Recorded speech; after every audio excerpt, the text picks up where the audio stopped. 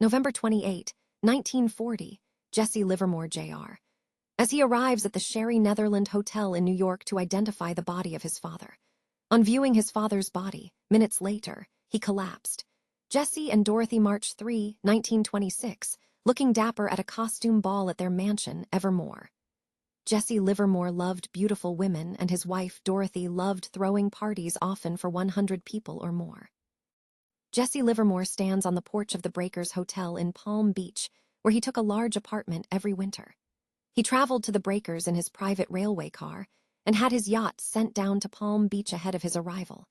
Jesse Livermore sits before the bankruptcy referee on May 151,934.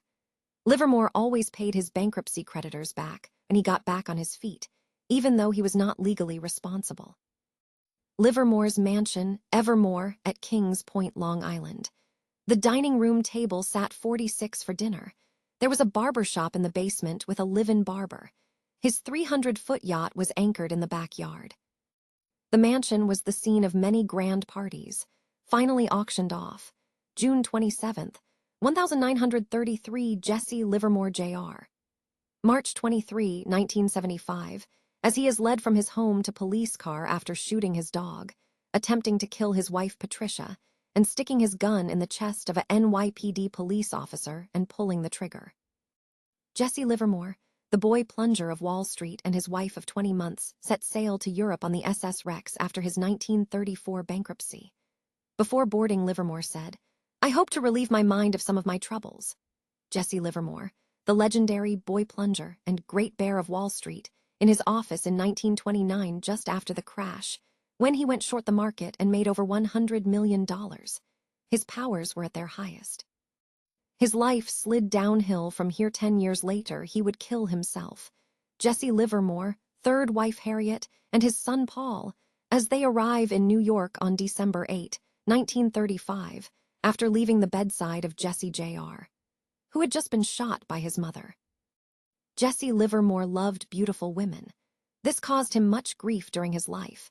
He is pictured here with his third wife Harriet during a party for 80 people in their 10-room apartment on Park Avenue, Paul Livermore, Dorothy Livermore, and Jesse Jr. in front of the Livermore mansion. Both sons were very handsome. Jesse Jr. started having sex with his mother's friends, without her knowledge, when he was 14, the same age he started drinking. Livermore was subject to deep black depressions all his adult life, during success or failure. This photo was taken on November 26, 1940, 2 days before the great bear of Wall Street took his own life. After shooting her son, Dorothy Livermore stands in a Santa Barbara, California courtroom waiting to be arraigned. She is before Judge Ernest Wagner on a complaint of assault with a deadly weapon with intent to kill. Under Sheriff Jack Ross, District Attorney Percy Heckendorf and Sheriff James Ross are looking at the spot they believe Jesse Livermore, Jr. was shot by his mother in her home in Montecito, California. He was actually shot on the staircase. Jesse Livermore, Dorothy Livermore, and friends at their vacation home in Lake Placid. Livermore hunted and played golf here. The Breakers Hotel in Palm Beach on fire March 18, 1925. Dorothy Livermore sent the bellboys back to the apartment to save her 24 pieces of Louis Vuitton luggage from the flames, and the bellboys did it. Bradley's Palm Beach Beach Club, the longest-running illegal gambling casino in America's history. Ed Bradley, the greatest gambler in America, and Jesse Livermore, the greatest stock speculator in America, were fast friends. Jesse Livermore and Ed Kelly, his friend, on Livermore's yacht after a day's fishing in the launch. Livermore had a passion for fishing. Being on the water gave him a chance to think. He often came up with great market ideas on the ocean. Dorothy Livermore and a friend in a white wicker pedicab on the grounds of the Breakers Hotel. This was a common means of transportation at the Breakers in the 20s and 30s. This portrait of Dorothy Livermore, Ziegfeld showgirl, was commissioned by her husband Jesse before she was 20. The jewelry is all real. The pearls, valued at $80,000, were stolen during the Boston Billy home invasion robbery of their mansion. She built a brewery in the basement during Prohibition and personally delivered the beer in her Rolls convertible to their rich and famous friends. The beautiful Anne Livermore, Paul's wife, she is a singer who appeared with the big bands, and such singers as Tony Bennett and Frank Sinatra. She still sings in her hometown, Las Vegas. Publicity photo of the handsome Paul Livermore, Jesse's youngest son. He appeared in a number of movies and various television series before moving to Hawaii. Patricia and Jesse Livermore Jr. During their happy times on the way to Hawaii, Jesse Jr. would later fall into deep alcoholism and physically abuse Patricia until he finally tried to kill her. Jesse Livermore was a handsome and powerful man who cherished his secrecy and his private life.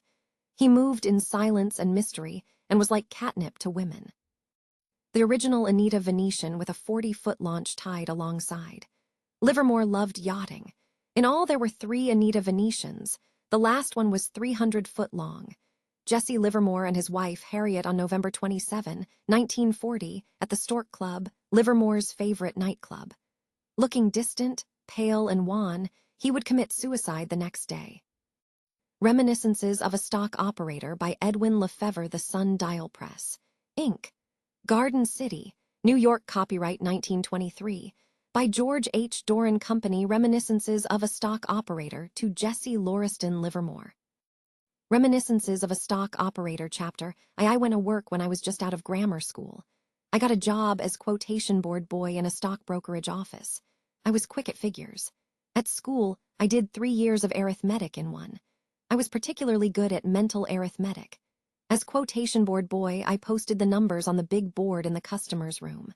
One of the customers usually sat by the ticker and called out the prices. They couldn't come too fast for me. I have always remembered figures. No trouble at all. There were plenty of other employees in that office.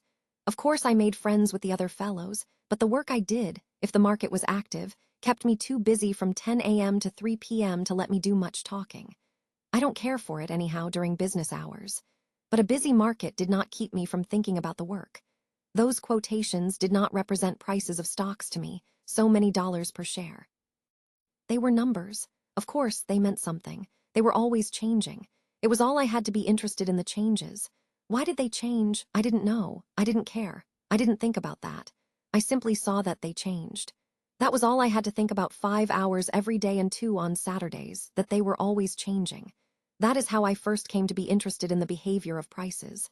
I had a very good memory for figures. I could remember in detail how the prices had acted on the previous day, just before they went up or down. My fondness for mental arithmetic came in very handy.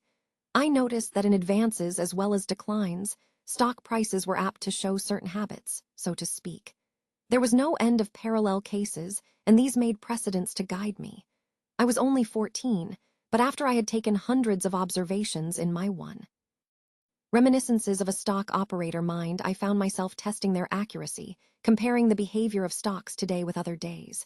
It was not long before I was anticipating movements in prices.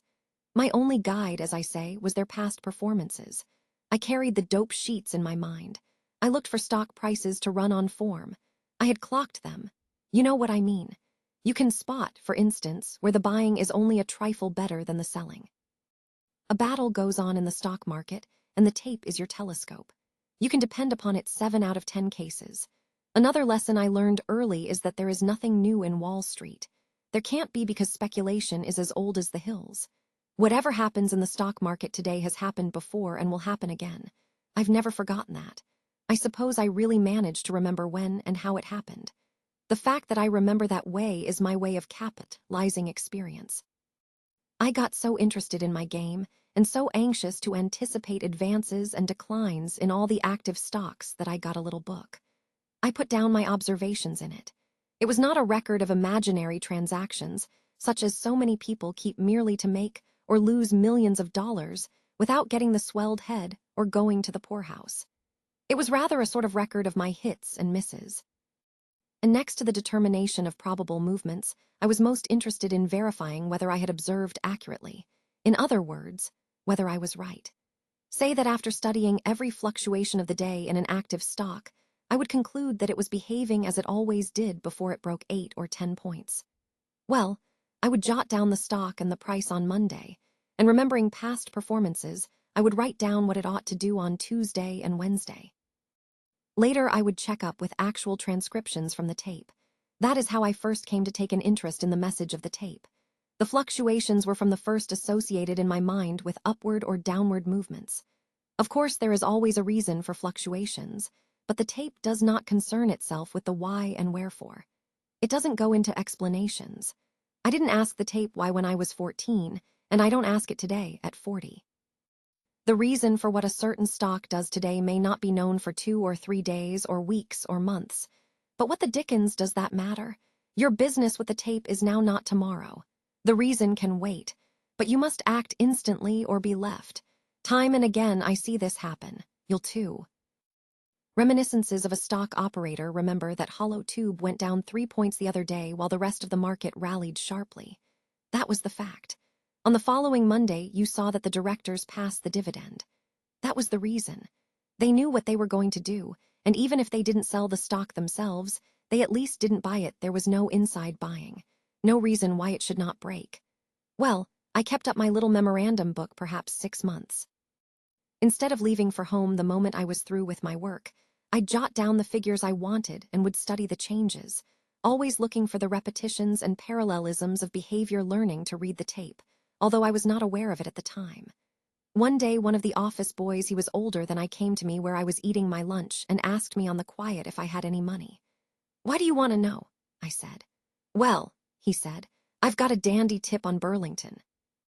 I'm going to play it if I can get somebody to go in with me."